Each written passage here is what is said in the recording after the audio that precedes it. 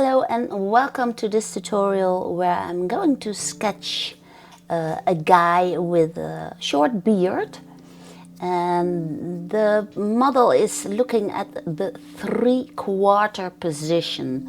So the first thing I do is figure out about how big the head is going to be. And this particular guy has a nice it's a turtleneck sweater or something sweater, quite dark, and I like the composition of the way that the photographer photographed this guy. So I really wanted to sketch it out, try to figure out how the light is going to be. And when I start drawing, I always use 3 lines. That's the line for the hairs, the line for the brows, the line for the underneath of the nose, and the line for the chin. And then underneath the brow line, I put in a pupil line. And I do that so that the eyes will always come out at the same level. A lot of people struggle with the second eye when drawing. They start out drawing one eye and that looks okay, and then the second eye does not match. And by drawing in a pupil line, you can easily figure out where the second eye is going to be and where to place the pupil. So on the left side, I've drawn in the first left eye. I'll put in the second eye later on. And what I also figured out is that where is the thickness of the chin. So that's important, and should you want to see the whole process in real time, then you are very welcome to join me on my Patreon page. You can support me there and you can see a lot of tutorials. More than 100 in which you can draw along with me, all in real time. Okay, for the second eye, that one is looking just behind the bridge of the nose. And I want to place the pupil just underneath the bow of the upper eyelid. And then the second pupil, of course, I'm using that pupil line, is more in the center. And there's also a little highlight on the iris. The irises are placed in the left corners of both eyes. So keep that in mind, so that in this case the model is in 3/4 position. So the right side of the face is foreshortened, while the left side of the face is much bigger in this view side. And I started out to draw the hairs, and it's quite funny because he has the he's wearing his hair really wild and high upon the top of his head, and the hair is curly. Here on the side it just overlaps the ear. I really want to draw in the hair too, of course, because it says a lot about this person. He's a bit messy, but still he's groomed. He has that short beard which looks very rugged. And I think that's it's a kind of a mysterious man. He is maybe a little bit funny, but also serious. So I'm just trying to capture that guy, and maybe he doesn't really look. It's really not a look-alike, but I love the positioning of the way he's looking at us. I like the dark sweater and the way how the light moves around this particular person.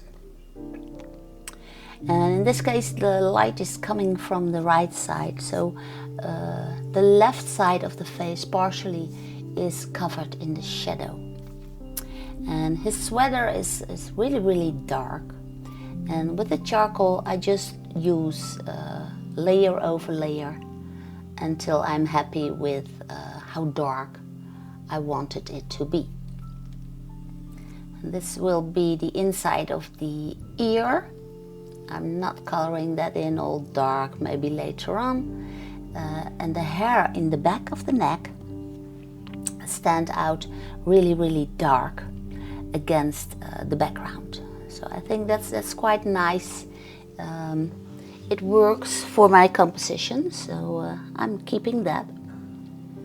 And the side of the hair also is dark, but there are also some gray hairs which I will put in later. I have a tip for you there, how to draw in gray hair and how to draw a short beard. Now for the hair, I just look for directions in which the hair grow. I'm not going to draw in each and every hair. I just make planes of dark gray, planes of mid gray, lighter gray, and in that way our mind will just combine that and make that into hair.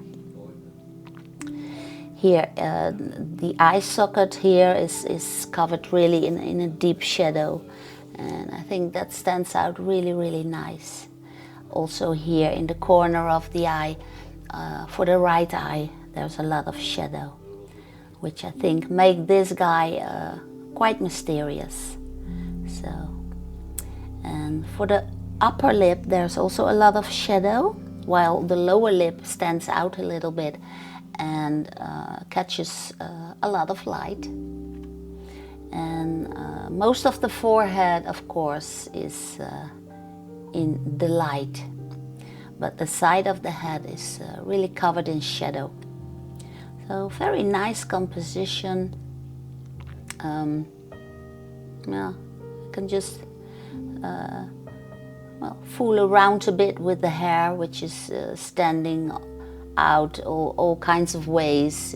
It's quite wild, so I like that. It suits him, and he has a rugged beard joining that, so that's nice. And the inside of the nostril, of course, catches a lot of shadow, so I'll just put that in. And also the underneath of the nose catches a lot of shadow.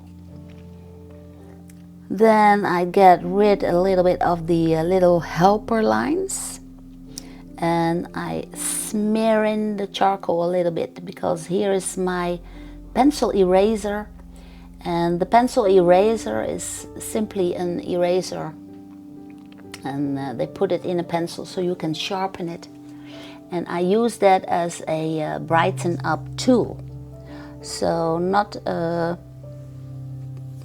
necessarily as a correction device, but more like a drawing device. So when you smudge up your drawing, you can capture some highlights with that pencil eraser. So that's a nice thing to do, or you can brighten up areas which became a little bit too dark maybe. Just use that eraser to brighten up certain areas. Now the brow line is more rugged, so I'll put in a little bit more extra hairs there. And there's a dark shadow here next to the nose. So the nose stands out correctly. And because I smeared my drawing, I have to go back in there with a charcoal pencil to make the eyes pop out again. They have a nice shine to them, so quite nice. And then I take the pencil eraser again, and I simply put in short hairs for the beard.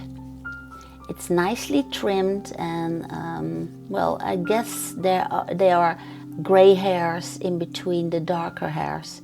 So I just tap with the pencil eraser, and then I go back in with the charcoal pencil, and I simply place in some of the darker beard hairs, and in that way I simply create a rough looking short trimmed beard.